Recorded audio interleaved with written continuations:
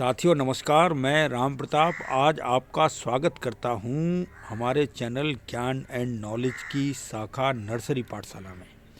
सामने जो आप देख रहे हैं ये केवड़ा का पौधा है और केवड़ा का नाम सुनते ही आपको जिज्ञासा अवश्य हो जाएगी कि वास्तव में ये एक बहुत ही सदाबहार और दुर्लभ पौधा है। हिंदी में तो इसको केवड़ा, कावड़ा, केतकी आदि नामों से जाना जाता है और इंग्लिश में इसको पांडुनस ऑर्डिटाटिसिमस कहा जाता है। और सबसे बड़ी बात तो यह है कि ये इसी तरह हरा भरा सदाबहार रहता है और इसमें जब फूल आता है, इसी जनवरी फरवरी माह में इसमें फूल आता है और इसके फूल की भीनी भीनी सुगंध कम से कम 2 से 3 किलोमीटर के बीच में जाती है। ये इसके फूल की ये विशेष अद्वितीय और सुंदरता भी बहुत होती है और साथ में सुगंध भी बहुत ही सुहावनी और मतवाली होती है। और इसी कारण ये प्रायः लोग इसको अपने बड़े बड़े बागों में और खेतों के किनारे इसको लगाते हैं। इसको आप अपने गमले में भी बड़ी आसानी से लगा सकते हैं और ये जैसे आपकी टूरिंग लाइफ है, आप कहीं ज़्यादा बाहर रहते हैं तो भी ये बहुत जीवट होता है और ये अपना स्वयं विकास कर लेता है।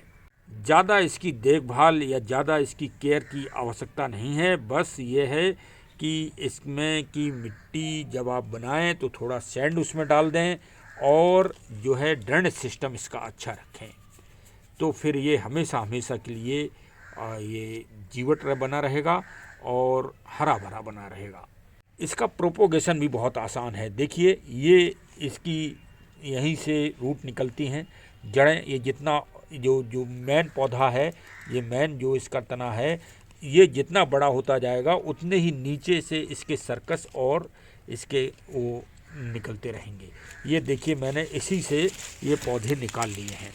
ये देखिए इसमें जड़ बहुत अच्छी डेवलप्ड हो गई है। इसको आप किसी भी गमले में लगा दें, कहीं भी लगा दें, ये लग जाएगा और किसी भी मौसम में आप इसकी रिपोर्टिंग भी कर सकते हैं, चाहे सर्दी हो, गर्मी हो। और ये देखिए ये इसमें अंकुरण भी चालू हो गया है। इस तरह से इसका अंकुरण होता है और धीरे धीरे इसका विकास होता जाता है।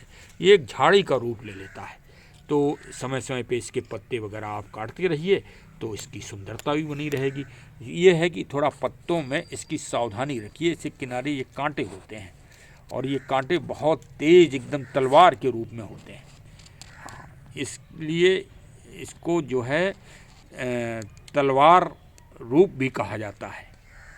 अच्छा, पहले ये दुर्लभ पौधा जो हिमालय की तलहटी है और हिमालय की जो पहाड़ियाँ हैं, तो आप जब हिमालय की चर्चा चल रही है उत्तराखंड की, तो आप जोशीमठ पहुंचेंगे ही, क्योंकि वहीं आगे फूलों की दिव्य घाटी है जो पूरे विश्व में विख्यात है और वहीं से स्वर्ग द्वार है। वो स्वर्ग द्वार जहां पर युधिष्ठिर जी ने आगे स्वर्ग के लिए यात्रा की थी, वही जोशीमठ, जिसे शंकराचार्य जी के टाइम जोड़ती मठ कहते थे, वहीं सहतूत के पेड़ के नीचे श्री शंकराचार्य जी को ब्रह्म ज्ञान प्राप्त हुआ था। और वहीं श्री बद्रीनाथ जी शीतकाल समय में आकर उनकी स्थापना होती है और वहीं से वो अपना आध्यात्मिक स्वरूप विग्रह के रूप में रखते हैं। ये भी अच्छा, वहीं नृसिंह जी का मंदिर है। मतलब जो सबसे पहली यदि नृसिंह अवतार का वहाँ जो है मंदिर बना हुआ है और इस तरह से आध्यात्मिक तो ऊर्जा है ही ज्योति मठ में। तो ज्योति मठ की स्थिति इस समय कितनी दयनीय है और बेहाल है, इसको हमें समझना पड़ेगा।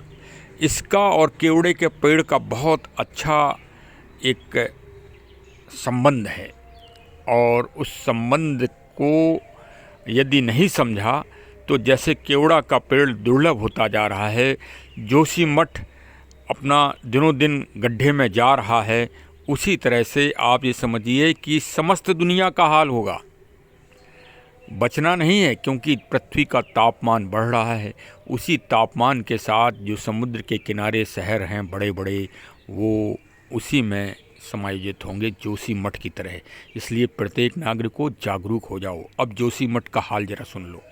अच्छा, सबसे बड़ी बात तो ये है कि ये जोशी मठ की जो स्थिति चल रही है भीषण विकराल, ये प्रकृति की समस्या नहीं है। यद्यपि आजकल की जो सरकारें हैं वो उसको टाल रही हैं कि ये प्रकृति की समस्या है, ये मानवीय समस्या है और मानवीय अदूरदर्शिता का परिणाम है। मानव ने ही ये सब कुछ किया है, मानव इसका दोषी है।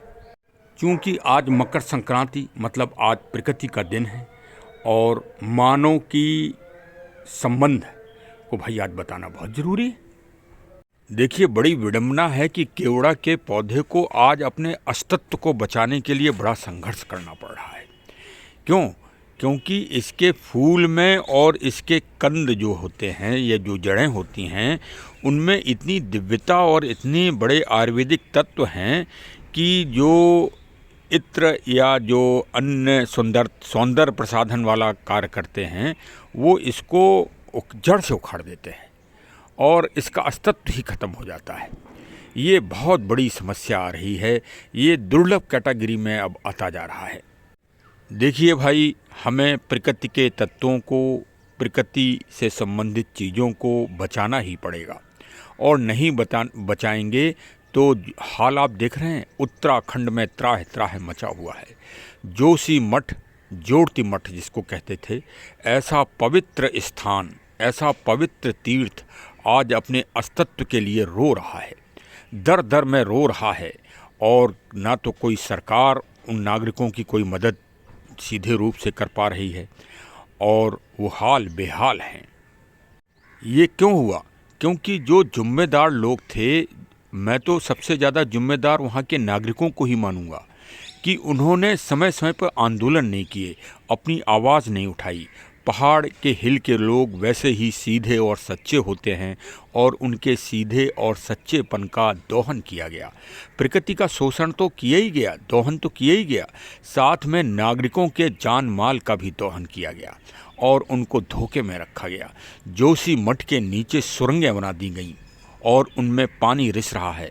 आप ये समझिए कि एक घर में के कोने में पानी रिसता है तो दीवार में दरार आ जाती है, तो वहाँ तो सुरंगें हैं, टनल बिछा दिए गए हैं नीचे और ऊपर सड़कें बिछा दी गई हैं, भारी भारी सड़कें और भारी भारी बिल्डिंगें बना दी गई हैं। चारों तरफ से बांधों से घेर दिया गया है। कोई ज्योग्राफिकल कंडीशंस या ज्योग्राफिकल स्थिति का सही रूप से आकलन ही नहीं किया गया और जो आकलन जिन्होंने किया, जो जिम्मेदार संस्थाएं हैं, जो जिम्मेदार कंपनियां हैं, वास्तव में उनके वो जिम्मेदार अधिकारी इसके दोषी हैं। उनके ऊपर मुकदमा चलना चाहिए, वो भी आपराधिक मुकदमा चलना चाहिए, जिससे पूरे देश में, पूरी दुनिया में सही संदेश जाए कि वास्तव में प्रकृति और प्रकृति के तत्वों से और नागरिकों से, सीधे सच्चे नागरिकों से उनके जान माल का कैसे खिलवाड़ किया जा रहा है। एक ईंट आदमी की सुरक्षा करता है, एक ईंट जोड़ जोड़ के किसी तरह मकान बनाता है। आज की परिस्थितियों में बैंकों से कर्जा लेता है और फिर बैंक जब किस्त जमा नहीं होती तो नीलामी के लिए आ जाते हैं। उस समय जरा स्थिति एक नागरिक की पूछिए। अरे भाई, ये मंत्रीगण, ये बड़े बड़े अधिकारीगण, इनको तो मतलब आप कहा क्या जाए, कुछ ईश्वरी कृपा ही है कि इनको इन दुखों का सामना नहीं करना पड़ता। अब आगे अगर कोई असंवैधानिक भाषा का उपयोग करना हमारे चैनल के लिए ठीक नहीं है, ना हमारे लिए, लेकिन इनके ऊपर ईश्वरी कृपा है, इस कारण इनको उन कष्टों से नहीं गुजरना पड़ता है। कुछ न कुछ इनके ऐसे पूर्व जन्म के प्रतिफल हैं, इस जन्म के नहीं, पूर्व जन्म के प्रतिफल हैं जिसका इनको पुण्य मिलता है। इस कड़कड़ाती सर्दी में जरा देखिए, कम से कम हजारों आदमी जोशी मठ का हाल बेहाल है। वहाँ जो धार्मिक और सांस्कृतिक धरोहर हैं उनका तो स्वाहा हो ही रहा है, साथ में नागरिकों की स्थिति दयनीय हो रही है। और मैं तो ये कहूँगा कि जो भारत की सबसे बड़ी संस्था है, क्या वो पक्षपात कर रही है?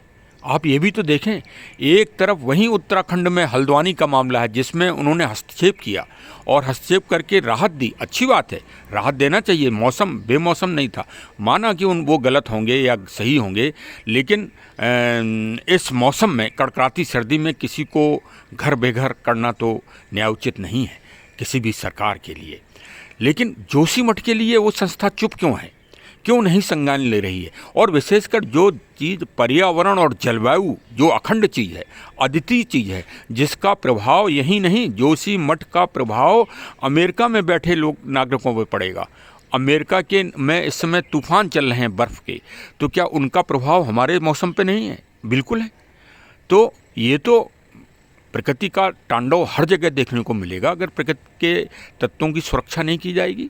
पेड़ पौधों को अगर दमित कर दिया जाएगा, पहाड़ों को नंगा कर दिया जाएगा, तो इसका प्रतिफल तो मानव जगत को ही झेलना पड़ेगा। और सावधान हो जाइए, इसी तरह केवड़ा के वृक्ष को अपने अस्तित्व के लिए आज लड़ना पड़ रहा है, जैसे जोशीमठ के लोग लड़ रहे हैं। भाई, केवड़ा ऐसे दिव्य वृक्ष की जगह जगह रक्षा करिए, इनको जहाँ जगह मिल जाए, जैसे मंदिर स्थान हैं, धर्मशाला हैं, यहाँ पर रोपित कर दीजिए जिससे उनकी सुरक्षा बनी रहे। अरे, केवड़ा के फूल का बड़ा ही आयुर्वेदिक ग्रंथों में बहुत अच्छा वर्णन किया गया है, आप ये समझ लीजिए। तो भाई चलिए, रक्षा में लग जाइए। एक पौधे को आप बचाएंगे तो आप में चेतना और जागृति पैदा होगी, फिर वही डीएनए आपके बच्चों में पहुंच जाएगा और वो भी प्रकृति और पर्यावरण के लिए जागरूक होंगे। देखिए, हमारे पूर्वजों में संतों, ऋषियों, मुनियों, हमारे बाबा दादी, हमारे नाना नानी, सबका प्रतिफल है कि हम लोग प्रकृति के प्रति इतने जागरूक हैं। दुनिया का कोई भी नागरिक इतना जागरूक नहीं है प्रकृति, पर्यावरण, पेड़ पौधों की सुरक्षा के लिए कि पेड़ पौधों को देवतुल्य माने। अरे, सपने में भी नहीं सोचा जा सकता है। किसी जीव को देवतुल्य माने, अरे जीवों की गर्दन काटी जा रही है। हाँ, आप कह रहे हैं देवतुल्य, उनका रहना मुश्किल हो रहा है। लेकिन कुछ लोग सकारात्मक पॉजिटिविटी से ही ये दुनिया चल रही है और आगे भी चलेगी, ये बात पक्की है। सुर और असुर संस्कृति में हमेशा झगड़ा होता रहा है। दुनिया में दो ही संस्कृति हैं, दो ही जाति हैं, दो ही वर्ण हैं, दो ही धर्म हैं, एक सकारात्मक पॉजिटिव और एक नकारात्मक नकारात्मक। इन्हीं का संघर्ष चलता रहता है। तो चलिए भाई, सकारात्मक पॉजिटिव लोग प्रकृति पर्यावरण के लिए खड़े हो जाइए। अब 2 दिन बाद मकर संक्रांति का पावन त्यौहार है और मकर संक्रांति एक त्यौहार नहीं, एक वैज्ञानिकता है। वैज्ञानिकता, उसे दुनिया को समझाइए और खुद समझिए और खुद उसका पालन करिए। चलिए, विटामिन डी लीजिए, सूर्य की रोशनी में नहाइए नदियों में और विटामिन डी लीजिए। चलिए, आपने आज बहुत समय दिया, बहुत बहुत धन्यवाद, शुभकामनाएं।